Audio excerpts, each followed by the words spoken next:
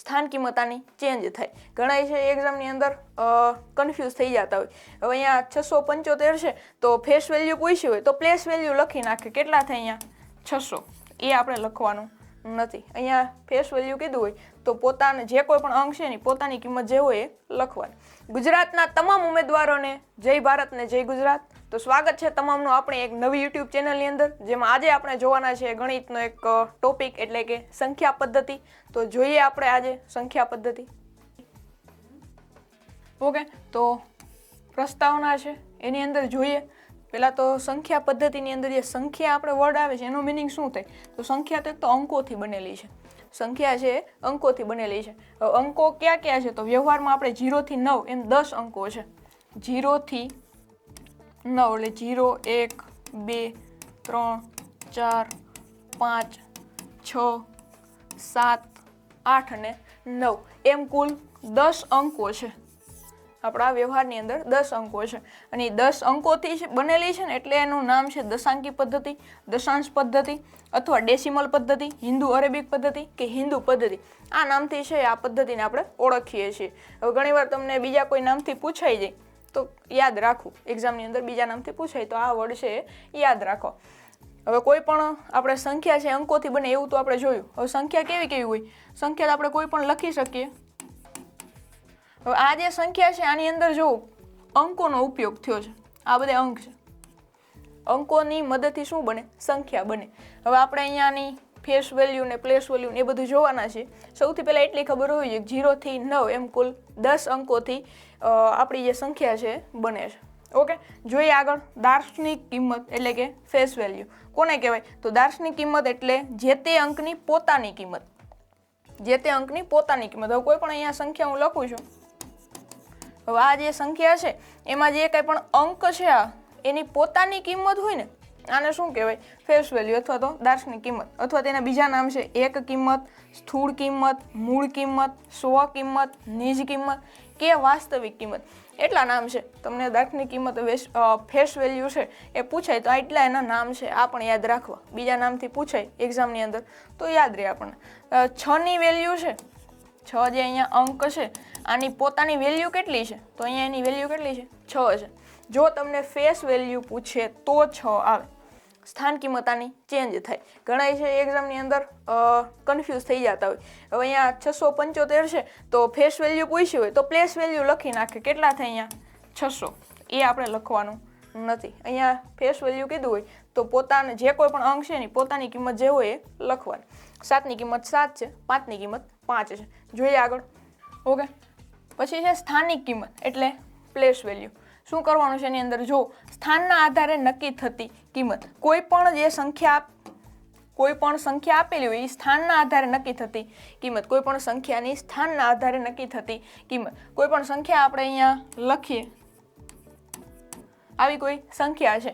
હવે એનું આપણને ફેસ વેલ્યુ પૂછે તો 9ની ફેસ વેલ્યુ કેટલી છે? તો કે 9 છે.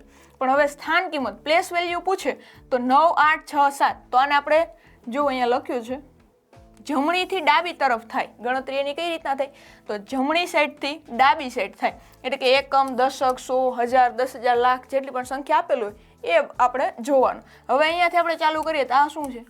એકમનો અંક છે, પછી દશકનો અંક, 8 છે 100નો અંક અને 9 છે 1000નો અંક. હવે ફેસ વેલ્યુ પૂછે તો ખબર છે. પ્લેસ વેલ્યુ પૂછે તો શું કરવાનું છે? તો હવે જોવાનું કે અહીંયા તમને 8ની ફેસ વેલ્યુ પૂછી. તમને આ જે સંખ્યા આપી છે 9, 8, 6, 7 અને 9867. આની અંદર 8ની પ્લેસ વેલ્યુ પૂછી. તો 8ની પ્લેસ વેલ્યુ શું થશે? તો જોવાનું આપણે એકમ, દશક ને 100. જે કોઈ પણ સંખ્યા છે અહીંયા 8ની કિંમત 100. જે સંખ્યા હોય ને એને ગુણ્યા 100 કરી નાખવાનું. એટલે આપણને શું મળી જાય? સ્થાન કિંમત મળે. હવે ન સમજાય તો જોવો અહીંયા 9 આપેલા છે. કેટલામાં કિંમત એ છે? તો એકમ હોય ને તો એને 1 વડે ગણવા. ઓકે, અહીંયા લખું છું. જો એકમ હોય તો 1 વડે, દશક હોય તો 10 વડે, 100 હોય તો 100 વડે અને 1000 હોય તો 1000 વડે.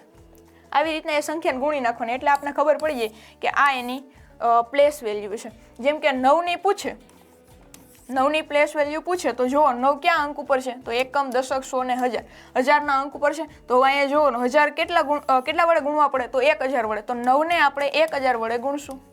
9ને 1000 વડે ગુણો તો જવાબ શું મળે 9000. તો 9ની પ્લેસ વેલ્યુ છે કેટલી થાય છે 9000 થાય છે. એવી રીતના 7નું હોય તો 7ને 1 વડે જ ગુણવાનું છે તો 7 ગુણ્યા 1 બરાબર 7.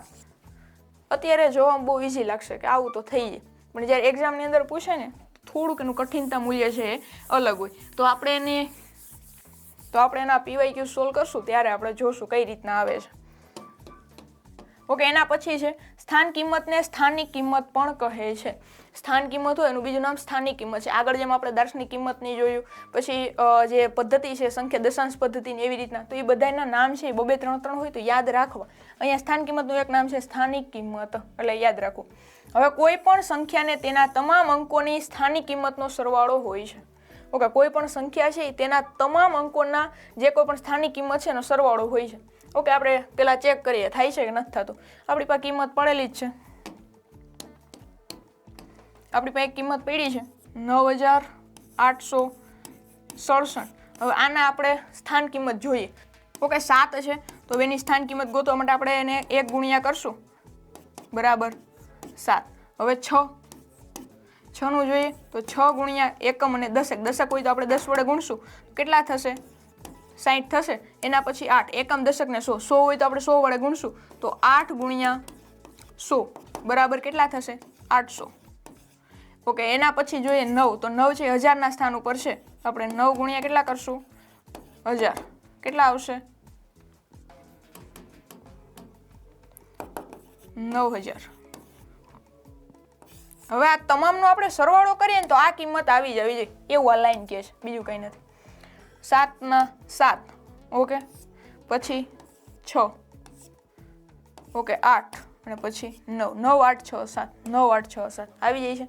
તો આપણે એવું કહી શકીએ કે આપણે સ્થાન કિંમત મેળવીએ ટૂંકમાં સાચી છે. તો આપણે કોઈ પણ સંખ્યા તેના તમામ અંકોની સ્થાનિક કિંમતનો સરવાળો હોય છે, ખાસ યાદ રાખજો.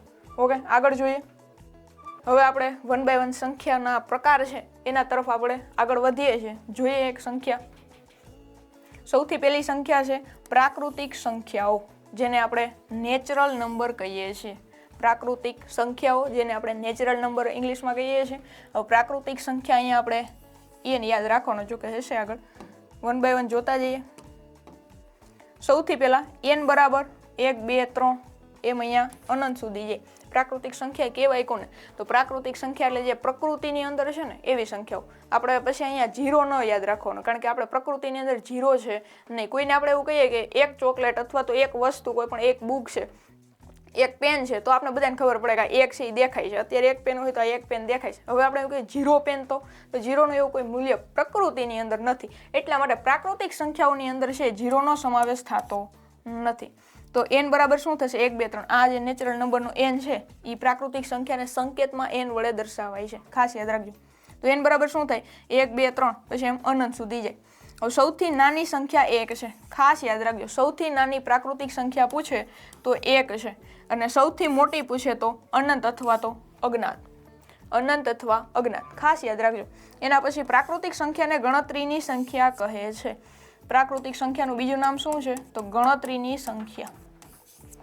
ગણતરીની સંખ્યા તમને ઘણીવાર એવું પૂછે કે ગણતરીની સંખ્યામાં સૌથી નાની સંખ્યા કઈ છે, તો જો ખબર ન હોય તો આપણે એવું થાય ગણતરીની સંખ્યા એવું કંઈ એવું જ નથી. પણ હવે યાદ રાખજો ગણતરીની સંખ્યા કોને કહેવાય પ્રાકૃતિક સંખ્યાને. તો ગણતરીની સંખ્યામાં સૌથી નાની 1 છે, સૌથી મોટી પૂછે તો અનંત કે અજ્ઞાત છે, અને પ્રાકૃતિક સંખ્યાને n વડે દર્શાવે છે, કારણ કે નેચરલ નંબર એનો n.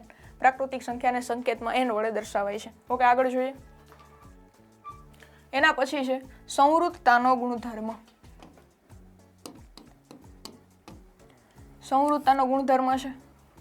હવે જે અહીંયા ગુણધર્મો આવે છે ને પ્રાકૃતિક સંખ્યાના ગુણધર્મો છે. પ્રાકૃતિક સંખ્યાને ક્યાં ક્યાં ગુણધર્મો લાગુ પડે છે. હવે અહીંયા આપણે 3 ગુણધર્મોની વાત કરવાની છે: સંવૃત્તતાનો, ક્રમનો અને જૂથનો ગુણધર્મો. 1 by 1 જોતું જવાનું છે, એક્ઝામ્પલ સહિત જોવાનું છે, એટલે ક્યારેય પણ તમને ડાઉટ રહે નહીં. ઓકે, તો સંવૃત્તતા એટલે શું થાય કે સંવૃત્ત એટલે એક તો વર્તુળ, જે કેમ વર્તુળ એક જગ્યાએ ચાલુ થાય પાછું એની જગ્યાએ આવી જાય એવી રીતના. આ જસ્ટ એક કોન્સેપ્ટ ક્લિયર થાય એટલા માટે. હવે એના માટે ખાસ યાદ એ રાખવાનું કે સંવૃત્તાનો ગુણધર્મ ક્યારે લાગુ પડે અથવા તો ક્યારે લાગુ પડ્યો છે એવું કહેવાય. તો આપણે સંવૃત્તાની અંદર આપણે સરવાળો જોતા હોય તો સરવાળાની અંદર કોઈ પણ બે પ્રાકૃતિક સંખ્યા લઉં છું, બે પ્રાકૃતિક સંખ્યાઓનો સરવાળો કરું અને જવાબમાં જો પ્રાકૃતિક સંખ્યા મળે તો એ સંવૃત્તાનો ગુણધર્મ ધરાવે છે. અને જો સંવૃત્ત નહીં હોય તો એ પ્રાકૃતિક સંખ્યા મળશે નહીં. ઓકે, એક્ઝામ્પલ જ જોઈએ ડાયરેક્ટ. સરવાળા માટે સૌથી પહેલાં જોઈએ 3 અને 7. ઓકે, 3 અને 7 બંને છે તો પ્રાકૃતિક સંખ્યા 1 થી અનંત સુધી જાય, પ્રાકૃતિક સંખ્યા જ છે. હવે જોઈએ આનો સરવાળો કરું, જવાબમાં મને શું મળે? 10 મળે. તો આ 10 જે આપણે સંખ્યા મળી આ કઈ છે? પ્રાકૃતિક સંખ્યા છે. તો આ પણ પ્રાકૃતિક અને આ પણ પ્રાકૃતિક. તો બે પ્રાકૃતિક સંખ્યાઓનો સરવાળો કરતા ત્રીજી જે જવાબમાં મળે છે એ સંખ્યાની વચ્ચે જવાબમાં મળતી સંખ્યા પણ પ્રાકૃતિક છે. જેથી આપણે એવું કહી શકીએ કે સરવાળા માટે સંવૃત્ત છે. જૂથનો સંવૃત્તાનો ગુણધર્મ છે એ સરવાળામાં લાગુ પડે છે. પછી ગુણાકાર માટે જોઈએ 8 ગુણ્યા 2. 8 પણ પ્રાકૃતિક, 2 પણ પ્રાકૃતિક. 8 દુ 16. ઓકે, આ 16 પણ પ્રાકૃતિક એટલે અહીંયા લાગુ પડે છે. હવે એવું કીધું બાદબાકી અને ભાગાકાર માટે સંવૃત્ત નથી તો આપણે 7 - 8 કરીએ, જવાબમાં શું મળે? તો આપણે એવું થાય 7 માંથી 8 થોડો જાય તો શું થાય? માઇનસમાં જવાબ આવે. તો અહીંયા જે માઇનસમાં જવાબ આવ્યો આ પ્રાકૃતિક સંખ્યા છે નથી. એટલા માટે આ જે બાદબાકી છે પ્રાકૃતિક સંખ્યામાં સંવૃત્તાનો ગુણધર્મ ધરાવતી નથી. ખાસ યાદ રાખજો. એટલે 2-3 એક્ઝામ્પલ છે ચેક કરી લેવા પછી કોઈ નિર્ણય ઉપર આવું. ઓકે, એના પછી છે ભાગાકાર પણ સંવૃત્ત નથી. ઓકે, જોઈએ આમ ભાગાકારની અંદર પણ એવું જ થાય છે. સમજો 10/5 હોય. ઓકે, 10 છે પ્રાકૃતિક છે, 5 પણ પ્રાકૃતિક છે. તો આપણે 10/5 કરીએ તો 5 2 10 તો જવાબમાં આપણને 2 મળે. 2 પણ પ્રાકૃતિક છે પણ એવું નથી, થોડુંક જોવાનું. હવે કોઈ પણ બીજી સંખ્યા લઈએ જેમ કે 8/3 કરીએ તો 8/3 આ પ્રાકૃતિક સંખ્યા છે? નહીં, નથી. એટલે બાદબાકી અને ભાગાકાર માટે થોડુંક અમથું વિચારવું અને પછી નક્કી કરી લેવાનું સંવૃત્ત નથી. જો કે અહીંયા જોઈ લીધું એટલે હવે ખબર જ છે સંવૃત્ત નથી. હવે યાદ રાખવાનું સંવૃત્તાનો ગુણધર્મ સરવાળા અને ગુણાકાર માટે સંવૃત્ત છે, બાદબાકી અને ભાગાકાર માટે નથી. ઓકે, એના પછી છે ક્રમનો ગુણધર્મ. ક્રમની અંદર છે ક્રમ છે એ ચેન્જ કરવાનો છે.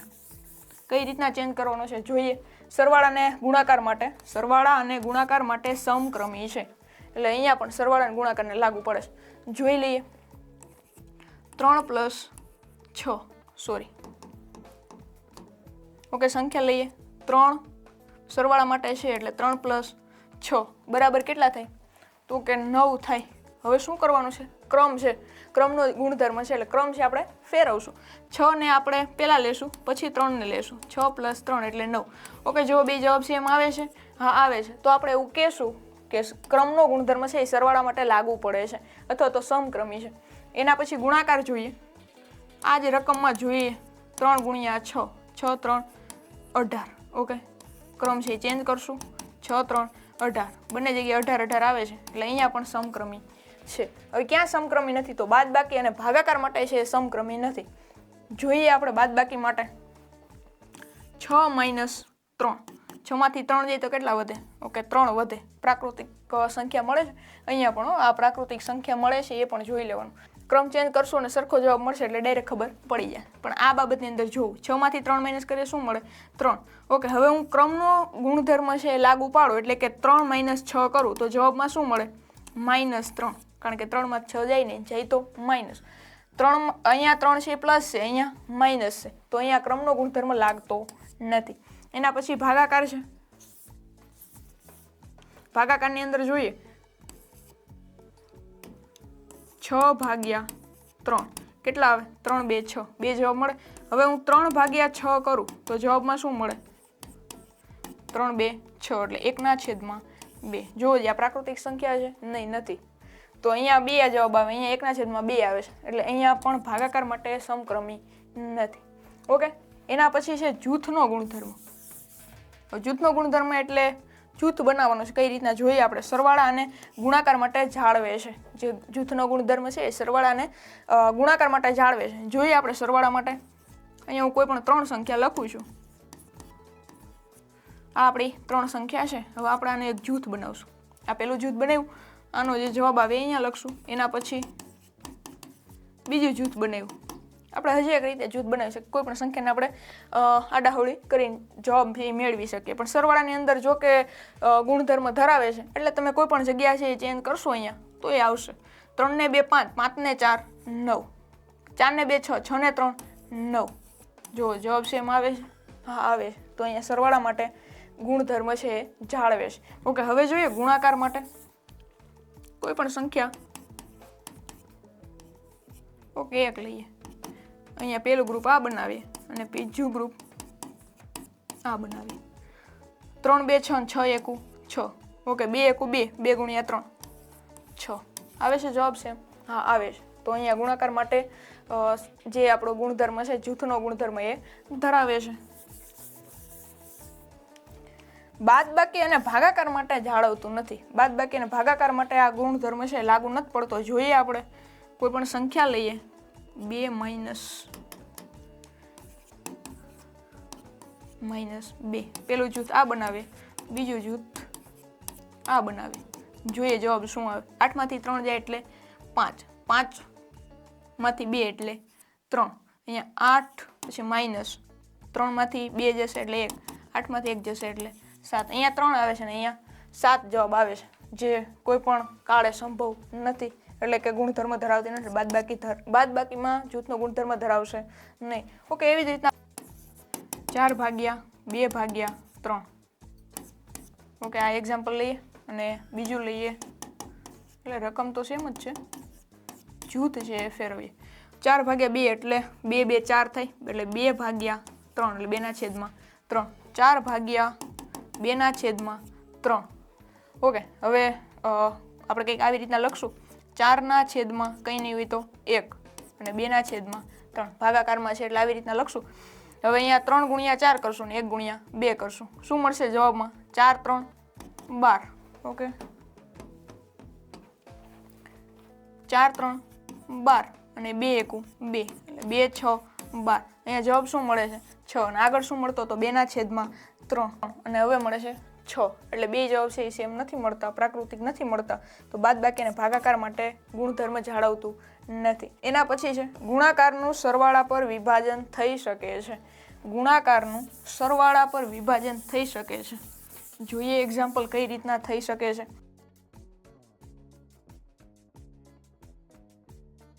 એક એક્ઝામ્પલ જોઈએ. અહીંયા 3 ગુણ્યા 6 પ્લસ 2 ગુણાકારનો સરવાળા પર વિભાજન જોઈએ થાય છે કે નથી થતું. અહીંયા આપણે પહેલા જોઈએ 6 પ્લસ 2 એટલે 8 અને 8 3 24. 24 જવાબ આવવો જોઈએ. હવે આપણે ગુણાકારનું સરવાળા પર વિભાજન કરીએ તો 3 ગુણ્યા 6 વચ્ચે પ્લસની નિશાની 3 2 6. ડાયરેક્ટ નથી લખતા, પહેલા લખશું 3 ગુણ્યા 2. હવે 3 6 18 વચ્ચે પ્લસની નિશાની 3 ગુણ્યા 2 એટલે 6. 18 પ્લસ 6 એટલે શું થાય? 24. હા જવાબ આવી જાય. એટલે આપણે એવું કહી શકીએ કે ગુણાકારનું સરવાળા પર વિભાજન થઈ શકે છે. ઓકે, તો જો વિડીયો ગમ્યો હોય તો લાઈક કરજો, તમારા મિત્રો સુધી શેર કરજો અને આપણી યુટ્યુબ ચેનલને સબસ્ક્રાઈબ કરવાનું ભૂલતા નહીં. મળીએ આવા એક નવા વિડીયોની અંદર. ત્યાં સુધી કન્ટિન્યુ રહેજો. Thank you.